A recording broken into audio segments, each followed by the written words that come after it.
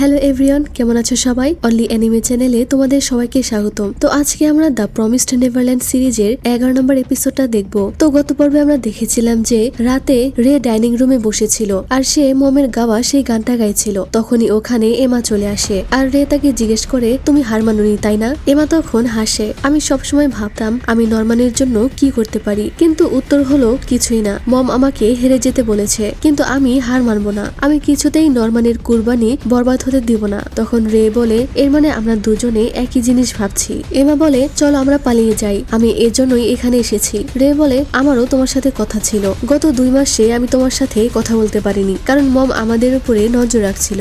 এমা বলে, হ্যাঁ আমিও চাই না মম আমাদের প্ল্যানটা জেনে যাক। রে বলে, কিসের প্ল্যান? তখন সে বলে, আমি কিছুই করছিলাম না, কিন্তু এরপরে মম আমার উপরে সবসময় নজর রাখতো। এর জন্য আমি ডন আর ঘিলডাকে দিয়ে সমস্ত কাজ করিয়েছি। তারা দুজনে পালিয়ে যাওয়ার জন্য সবকিছু তৈরি করেছে। রে তো এসব কিছুই জানতো না। সে বলে, এর মানে কি? এমা বলে, পানি, খাবার এবং গরম কাপড় চোপড় সবকিছুই তৈরি আছে, আমরা যে কোনো সময় পালিয়ে যেতে পারবো। রে বলে, খুব ভালো কাজ করেছো, তবে পালাবে কিভাবে? এমা বলে, চলো কাল বিকেলে তুমি চলে যাওয়ার আগেই আমরা পালিয়ে যাব। রে বলে, দিনে যাওয়া অনেক বিপজ্জনক হতে পারে, এখন অবস্থা আগের মতো নেই, আমরা রাতে পালাবো, কারণ রাতে লুকানো সহজ হবে। এরপর তারা দুজনে ওখানে বসে কথা বলতে শুরু করে। রে বলে, আমাদের কাছে 2টা সমস্যা আছে। প্রথমত মম, সে সবসময় আমাদের উপরে নজর রাখে আর একটা বাচ্চাকে ধরে রাখে, এবং রাতেও তার রুমে বাচ্চারা থাকে। তাই এমন অবস্থা তৈরি করতে হবে যেন মমের নজর বাচ্চাদের উপর থেকে সরে যায়। আর দ্বিতীয় সমস্যা হলো, দেওয়ালের পাশে খাদ রয়েছে, আমরা ওটা লাফিয়ে পার হতে পারবো না,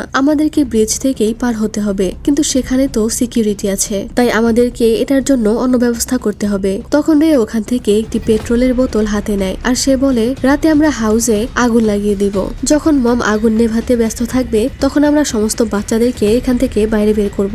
আর মমের ওই সিক্রেট দরজাটার লক যদি সিল করে দেওয়া হয়, তাহলে আর মম হেডকোয়ার্টারের সাথে যোগাযোগ করতে পারবে না। হেডকোয়ার্টার শুধু এটা বুঝতে পারবে যে এখানে আগুন লেগেছে, তাহলে তখন ব্রিজের ওখানে সিকিউরিটি থাকবে না আর আমরা সহজেই পালিয়ে যেতে পারবো। তখন রেতাকে বলে, তো চলো কালকের জায়গায় আমরা আজ আর এক্ষুনি পালিয়ে যাই, তুমি কি পারবে? এমা এটা শুনে অবাক হয়। রে বলে, চিন্তা করো না, এই জায়গাটা বাচ্চাদের রুম থেকে অনেক দূরে, তাই বাচ্চাদের কোনো ক্ষতি হবে না। তবে তোমার পায়ের কি হবে? এমা তখন দাঁড়িয়ে যায় আর বলে, আমার পা একদম ঠিক হয়ে গেছে। রে তখন ওখান দিয়ে পেট্রোল ঢালতে শুরু করে আর সে বলে, আমি এখনো সবাইকে সাথে নিয়ে পালিয়ে যাওয়ার বিরুদ্ধে, বিশেষ করে ওই খাদের ব্যাপারে জানার পরে আরো বেশি আমার মনে হচ্ছে যে তাদেরকে না নিয়ে গেলেই ভালো হবে, শুধুমাত্র ডন আর গিল্ডাকে নিয়ে যাওয়াই ঠিক হবে। এই বাচ্চাগুলোকে আমাদেরকে ছেড়ে দেওয়া উচিত, এতে তাদের এবং আমাদের দুজনেরই ভালো। তবে আমি জানি তুমি আমার কথা মানবে না, তাই আমি আর কিছুই বলবো না, এখন তুমি ঠিক করো যে তুমি কি করবে। তাই এখন গিয়ে ডন আর গিল্ডাকে সব বলো। তখন এমা বলে, আমার আরো একটা জিনিস নিয়ে চিন্তা হচ্ছে,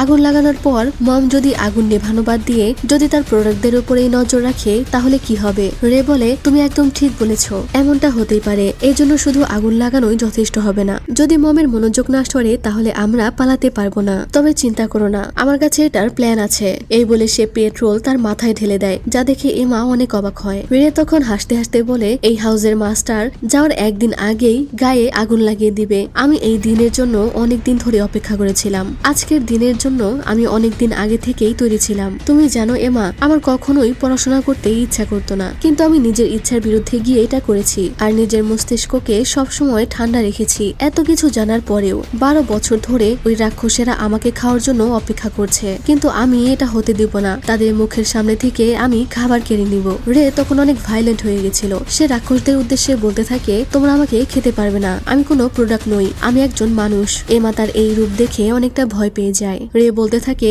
এটাই সবচেয়ে বেস্ট উপায়, আমি আমার নিজের লোকেদের মারা যেতে দেখেছি, ওই বাচ্চারা অনেক ভালো ছিল, তারা অনেক কিউট ছিল, আমি আমার বন্ধুকেও হারিয়েছি, তাকে ব্যবহার করেছি, তাই আমি আর এটা হতে দিতে চাই না। এমা তাকে থামতে বলছিল। রে বলে, তুমি ওখানেই দাঁড়িয়ে থাকো, তোমার কাছে এটাই শেষ সুযোগ, তাই তুমি অবশ্যই সফল হবে, প্লিজ আমার আর নরমানের স্যাক্রিফাইস বরবাদ হতে দিও না। রে তখন তাকে একটি বই দেয়। এমা দেখে এই বইয়ের মধ্যে তার আর নরমানের ছবি আছে। তখনই ঘড়িতে 12টার ঘন্টা বেজে ওঠে, অর্থাৎ 15 তারিখ শুরু হয়ে যায়, মানে আজকে রের জন্মদিন। তখনই রে দিয়াশলাই জ্বালায় আর সে বলতে থাকে, এখন আমি 12 বছরের, আমার এই জীবনটা কখনোই ভালো লাগেনি, কিন্তু তোমাদের সাথে কাটানোর সময় অসাধারণ ছিল, তোমাদেরকে ধন্যবাদ, বিদায় এমা। এই বলে সে দিয়াশলাইটা ফেলে দিলে এমা দৌড়ে যায় ওটা ধরার জন্য।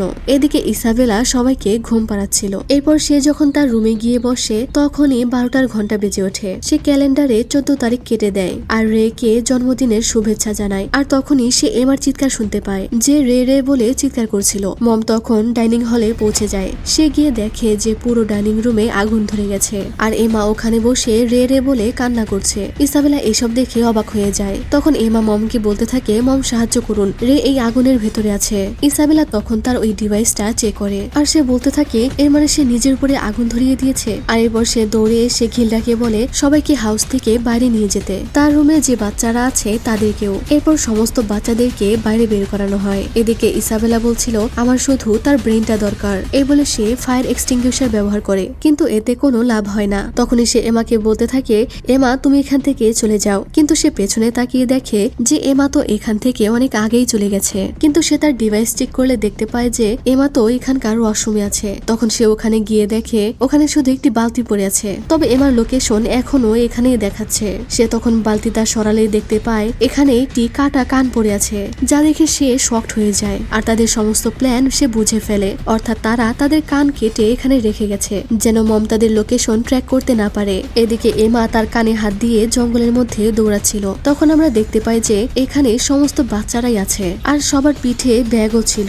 আর এখানে রেও ছিল, অর্থাৎ সে মারা যায়নি। তবে সেও এইসব দেখে অনেক অবাক হয়। এরপর আমরা কিছুক্ষণ আগের ফ্ল্যাশব্যাকে চলে যাই। রে যখন দেশলাইটা ফেলে দেয় তখন এমা দৌড়ে গিয়ে ওটা ধরে ফেলে আর সে বলে আমি তোমাকে মরতে দিতে চাই না, আর না আমি অন্যদের মরতে দিব। আর তখনই কেউ ওখানকার দরজা নক করে। এমা গিয়ে দেখে ওখানে দুটি বাচ্চা দাঁড়িয়ে আছে। তারা তাকে বলে তুমি আমাদের যা আনতে বলেছিলে সেটা এনেছি আর আমরা সবাই তৈরি আছি। আর তারা রের জন্য আরো একটা ড্রেস নিয়ে এসেছিল। এমা তখন রেকে বলে তুমি ড্রেসটা চেঞ্জ করে নাও। তখন তারা রের ওই ড্রেসটা খাবার দিয়ে সাজাতে শুরু করে। রে বলছিল ওইসব কি হচ্ছে আমি কিছুই বুঝতে পারছি না আর আমি এখান থেকে যেতে চাই না। এমা তখন তাকে একটা থাপ্পড় মেরে দেয় আর তাকে ধরে বলে তুমি এখনো মরতে চাও গাধা কোথাকার, আমরা এখনই এখান থেকে পালিয়ে যাব।